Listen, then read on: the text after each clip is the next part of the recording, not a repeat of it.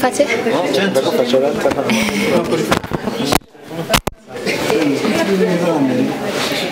Ngo? Twarashaje. Mikoro uri kwimva neza hano. Ko turashyira hano nta kibazo byose. Nta kibazo. Urambaza ibintu byoroshye. Ndakubaza ibintu byoroshye si byose. Urakoze kwemera kugirana ikiganiro natwe hama ntekereza ko nta muntu atakuzi ariko wenda turimo turaganira nani njye nitwa Didas Niyibizi nibwo turimo tuganira. Nitwa Fiona Mutoni Naringwa n'abandi n'abayitsonga cya gatatu cya Nyampinga w'u Rwanda 2015 nongera mbaye itsonga cya mbere cya Miss Africa muri 2017. Ubuzima bumeze ute se? Ubuzima nawe uri kubona ni guhasling no gushakisha. Wari umaze iminsi utari mu Rwanda ariko? Nari maze iminsi nagiye muri Sweden muri scholarship yo kwiga small course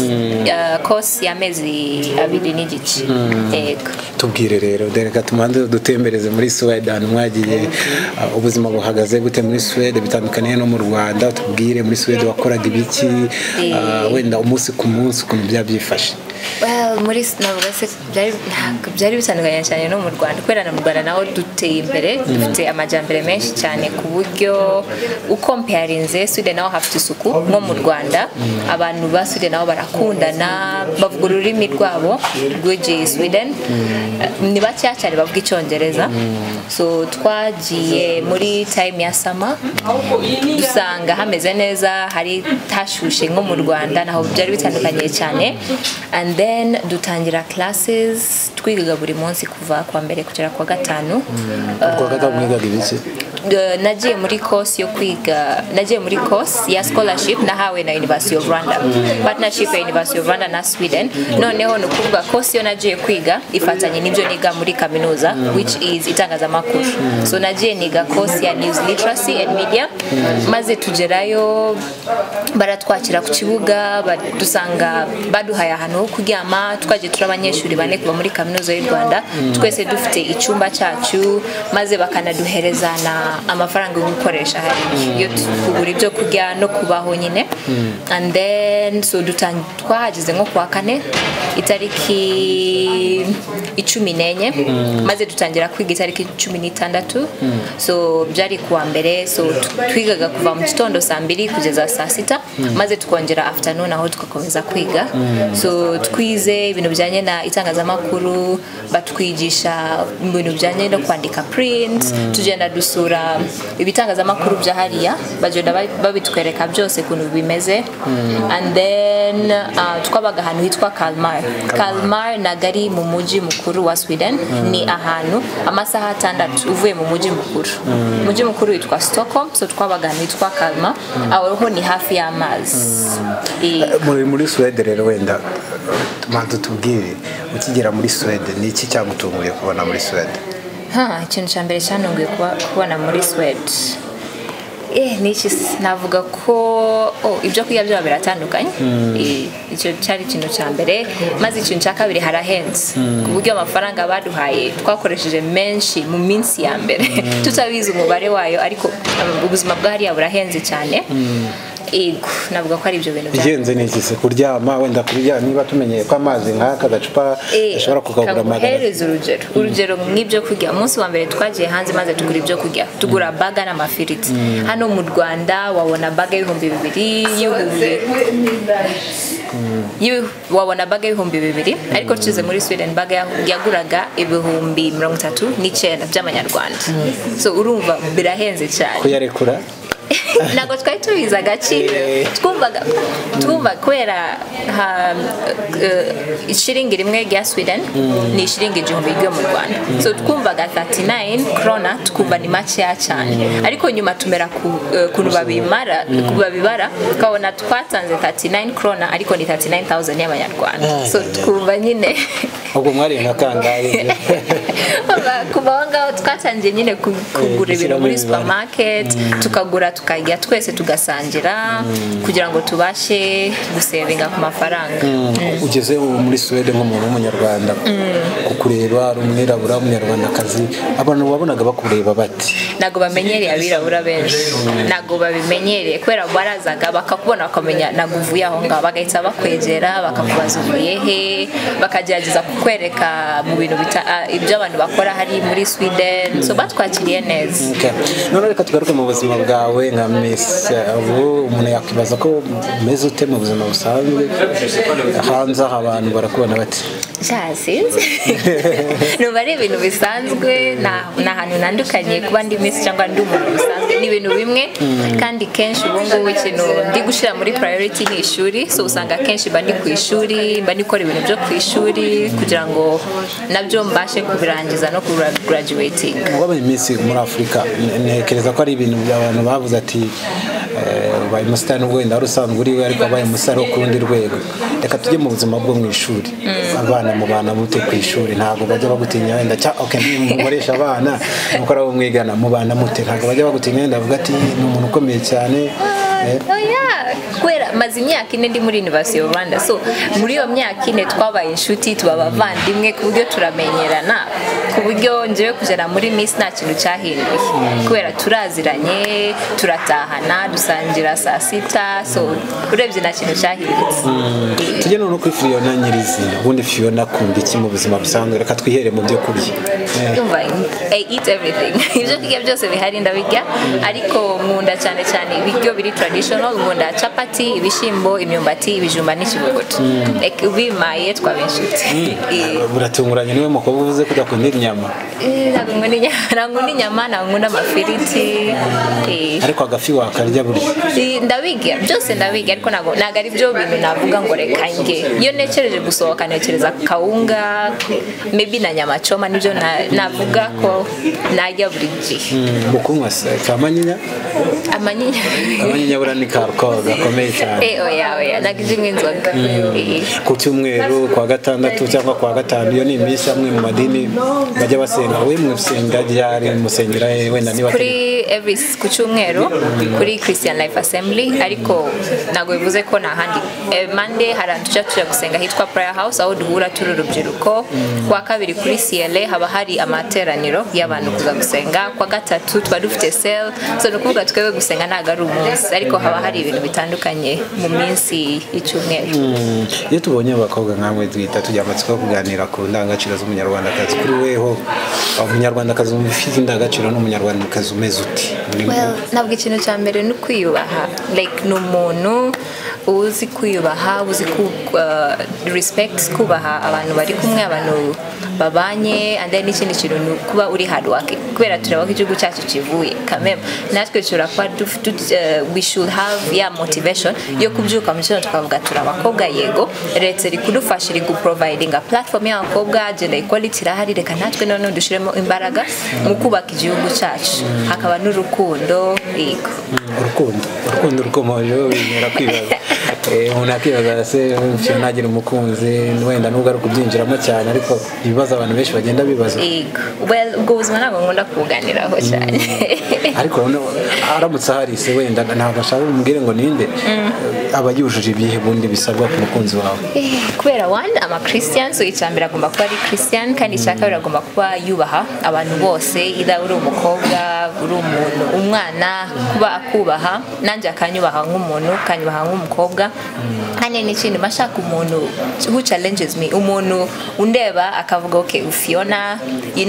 nagufate akabona nyine ufite potential nyinshi ku buryo yagufasha kugera muri dreams zawe zushaka instead yo kuza akagufata gutyo like bigashira naho muri like growing hamwe so no umuntu who challenges me someone who we can grow together someone who loves someone who is humble umuhungu nkawe uramubonye biramutse ushakanye n'umugabo akagukubita urushyi ngo kugucyabura bino bisanzwe ubu mwabyakira ntago nabyemera oya kandi hari ukubise ntabwo njya mbitekereza kubera ntabwo mbona bishobora kuba reka tuze noneho mu buzima busanzwe kuri dreams zawe ubundi wumva Fiona nyuma yo kurangiza amashuri wenda uzaba umuntu umeze ute nubwo wenda bw'itangazamakuru ariko se dreams zanjye zo kuba mu itangazamakuru ubusanzwe bizagenda bite nyuma yo kurangiza? Dreams zanjye ni zo kuba mu itangazamakuru kandi ikintu cya mbere ndashaka kuba a role model ku bakobwa benshi cyane, ndashaka kuba hajya itangarugero intangarugero uwo abakobwa bareba bakumva like through hard times ibibazo biba ariko still nyine you have to like gukomeza gukora, like don't give up nyine. I just want to provide inspiration ku bakobwa, kubamenyesha ko ubuzima ntabwo bworoshye ariko yishizemo imbaraga, yishizemo if you know what you want mu buzima ushobora kuba ibintu byose ushaka. So nzakomeza mu itangazamakuru. Cyane wenda akabazo k'amatsiko iyo ni nk'iki utekereza mu buzima bwawe ukavuga ati nyine ni ikosa ryarabaye ariko iyo nza kumenya ntabwo nari kuba nararikoze? Navuga siki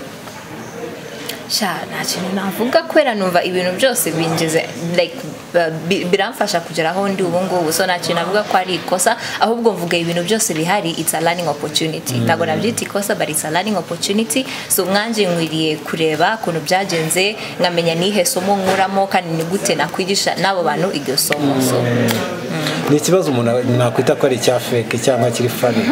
wenda uri umukobwa ubu iyo uza kugira amahitamo yo guhitamo kuba umukobwa n'umuhungu wari guhitamo iki? Cyangwa guhitamo umukobwa kubera ubu dufite opportunities nyinshi mu Rwanda. Like dufite member wa parliament ufite imyaka 23 umukobwa birashoboka, so nanjye numva nakomeza ngaho umukobwa nanjye ngakomeza kubona ayo mahirwe leta iri kugenda iduhereza. Reka tujye ku bintu bigendanye no ku myambaro wenda tunasoza tunava muri iki kiganiro cyacu ku myambaro ariko nanone igendanye n'imbuga nkoranyambaga dukunda kubona bagenda babyamagana rimwe na rimwe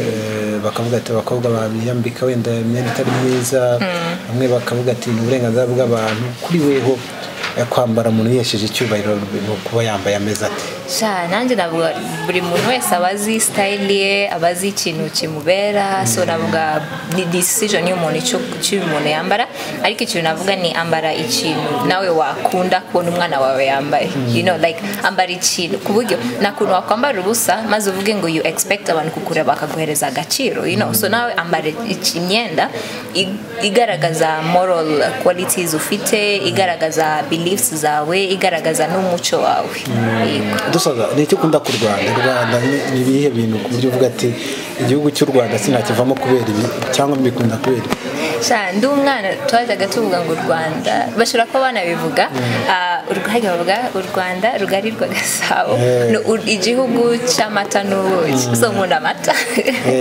kandi ngakunda ukuntu abanyarwanda twubahana kandi tubanye na community, like twese ndaza ntabwo nkuzi ariko mbasha kumenya uko umeze nagufasha gute kugira ngo umere neza, you know, tubanye nka community kandi ni ibintu byiza cyane. Uri umukobwa ufite imbaraga, uri umukobwa ufite umwete no mu bintu ukora, umuntu akwitegereje ubona kubikora utitaye kuri umukobwa. Hanyuma abantu bakivuga ati umuntu ni umukobwa hari ibyo atashobora. Dusoza nihe nama wagira abakobwa bo kwiyumvamo igendanye no kwiyumvamo koko bashoboye? Navuga ko urashoboye. Inama namugirira ni don't look at yourself maze utangire gutekereza ibintu udashoboye, kubera mu buzima ni Imana iduhereje ubushobozi, ahubwo wowe urebe ikintu ushaka maze urebe what can you do to achieve icyo kintu ushaka. Ni ukuvuga niba ushaka kuba president tangira ubikorere instead yo gutekereza ngo ntabwo mbishoboye, you know, just be positive about life mu bintu byose, kandi when you're positive you have a grateful heart ku buryo uje dushima buri kintu cyose kandi bikagufasha gushiramo imbaraga mu bintu byo uri gukora. Fena umuziki ujya wumva ry'inyamo na ekutera ukunda bayibaranze ubundi mu Rwanda n'uyu muhanzi Riderman, nkunda Riderman, nkunda King James, ndavuga ko ari babiri numva cyane, akazamo Bruce Melody na Diplomat kubera nkunda kuntu arapinga rhymes imirongo yakoresha n'abahanzi. Ubwo se ukunze abantu bo muri papa babiri n'abandi bajya benda kuririmba ibintu bisa ni ariko reka duhere kuri King James uvuze King James na Bruce Melody benda kuririmba Yeah. bose indirimbo z'urukundo umwihariko kuri umwe navuga unoranye umwe kuri ababiri tubwire kuri King James umwihariko we wowe umukunde navuga King James namukunda kubera akoresha ayo magambo abakobwa bakunda kumva ndagukunda koresha amagambo nawe umukobwa yishima kumva kandi abakobwa tukunda kumva abatipe bari kubivuga ari utuntu twiza maze nkakunda Riderman na Diploma kubera baririmba ibintu bihari baririmba reality kandi bararapinga numva rap ni form like n'abantu bari creative cyane bakoresha rap n'abantu bicara bagatekereza bakandika imirongo neza cyane so nabakunda kubera mbona batekereza cyane mu kuntu bandika lines zabo. Bruce Melody we sage ati nkunda ko karonda kandi abagira indirimbo like zihitinga kandi indirimbo zigufata zigagushira muri modes nziza. Indirimbo ya Bruce Melody kubaka cyane ni iyi inyubaka hari baso iri nominated muri Summer Hit nta kibazo nta kimwe nshaka kwiteza urabyuka ukibuka nta kibazo nshaka like let me face the day ibintu byose mbishyiremo imbaraga yego. Riderman indirimbo ye inyuguti ya ra kuko Fiona se ntarayirimo ariko nyine ndayikunda. King James ni utuye turi mu muhungu ushobora kukuzanira duturutse kwa King James ukicara ukatwumva rwose ukavuga ati indirimbo ya mbere ya King James ndagukunda rimwe na rimwe mbura amagambo bivuga iyo ndirimbo rwose umuntu ayikuririmba wumva mba narira n'amarira yaza. niwe munyamideli we dukunda mu Rwanda dusoza umunyamideli nkunda mu Rwanda navuga ko bahari benshi hari Alexia hari Rachel hari Tony hari Sisi ni benshi batandukanye bo mu hari Jay uvuze Jay abantu benshi bahita bumva ko ari umuhungu nyine Jay Rwanda ni umuhungu Jay Rwanda ariko murakundana se ubusanzwe bazi bazirana ni inshuti gusa reka gushimira ikibazo wambaza ngewe ubundi hano ni ukuganira ntabwo ari ukukubaza nanjye se ngwaze wo kuri iyi ndirimbo ngiye mu ndirimbo yes ndakwanga kubera kuko ntabwo nkunda ndakwanga nkunda indirimbo ya Bruce Melody yitwa numva ugiye kunsiga uzandabura kuri Bruce Melody kuri King James nkunda iyihe turi kumwe cyangwa se tutari kumwe ndakwizera ni indirimbo ya kera ariko ndayikunda bara abandi ba Riderman nawe ariko ngiye nkunda Bulldog cyane abantu bari nyuma hip hop ubanza nanjye ariko niyumva ndamushimiye cyane Fiona twajyanye ikiganiro cyiza urakoze cyane kwa kandi twizere ko n'undi munsi nujya bajya kukwambika impeta kuri izo ntoki zawe n'iryara ariko buri ibintu byo kwambika ugereranyije ubu ndacyari ku ishuri reka ikibazo kimwe kirangire dutangire gutekereza ibindi ariko byari byiza kuganira kandi twifurije amahirwe mu mashuri no mu kazi. CNBC biragenda ukora ikihe kiganiro gusanzwe? CNBC ntabwo navuga ko mfite ikiganiro kubera dukora ibintu bijyanye na reporting hamwe na producing so haba hari ibiganiro bitandukanye wowe ugashaka content y'ibyo biganiro so ukagenda ukainterviewinga abantu cyangwa ugakora packages vox pop ukaza ukazieditinga ibintu nk'ibyo. Ese ubundi ni icyo utinya mu bantu umuntu ni icyo umutinyira wenda kurya uvuga ati atinyanye ni iki natinyira ku muntu wowe watinyishe ku muntu? natinya ko umuntu ashobora kumbeshya navuga iki ntabwo nkunda kubesha nicyo ariko abantu batubaha like kubaha numva ari ikintu cya mbere ikintu gifasha ikintu cyubaka so navuga yo ari quality yo nakunda mu bantu. tugushimire cyane Fiona. urakoze cyane. Bye. Bashimire kabisa namwe mwari mudukurikiranye mu bice bitandukanye utarakanda subscribe kandi subscribe kugira ngo uzajye ubona izindi video zitandukanye utasanga aha